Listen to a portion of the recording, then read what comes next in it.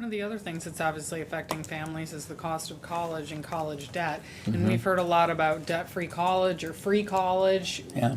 What do you support to try to help families that are dealing with college debt? Well, first thing I do is tell college students, for heaven's sakes, don't go and buy a college you can't afford.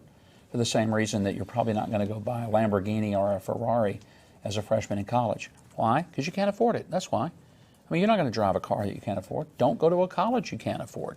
And if you can't afford $60,000 a year tuition, don't go there. And by the way, when people quit going to ridiculously expensive colleges that can't justify that kind of cost, colleges will lower their rates when their dorms are empty and their classrooms are completely bone dry. And kids start going online and they go to community colleges to get their first 2 years, or they go to regional and more local schools that give them a reasonable price for a decent education. There aren't many college degrees that are worth the kind of money colleges are charging, and they do it because they get away with it. And frankly, the more money the federal government puts into so-called help programs, the more the college raises the rate even above whatever help they get. It's the biggest scam in higher education today. Obviously, I saw it as a governor in the state level.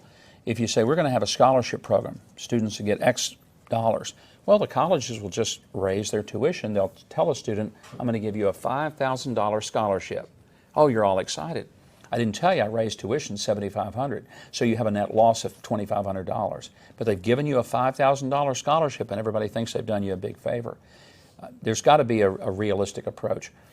I don't believe in free college. I think it's a huge mistake because what people get for free they don't appreciate.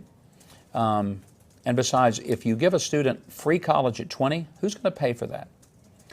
He'll pay for it when he's 30, 40, and still paying for it when he's 50 in the increase of debt. What I would favor is trade-off for national service. You want to go to the military? Okay. Serve your country? Go to college. You want to do Peace Corps, teach for America? Similar arrangement, but not for free. You know, you got to put something in to get something out. John Kennedy was right. Don't ask what your country can do for you. Ask what you can do for your country. And we don't have many people asking what they can do for the country. We had a lot of people saying, what are you going to do for me? And we need to say to them, we're broke. We have $20 trillion, or we soon will have, in debt. And we can promise you the moon, but you're going to end up paying for it anyway. So let's just be honest with you and tell you, it's not going to be free. The one thing, let me mention this, is let students refinance college loans at a market rate, because the rate at which most of these students are getting student loans is way higher than the market conditions.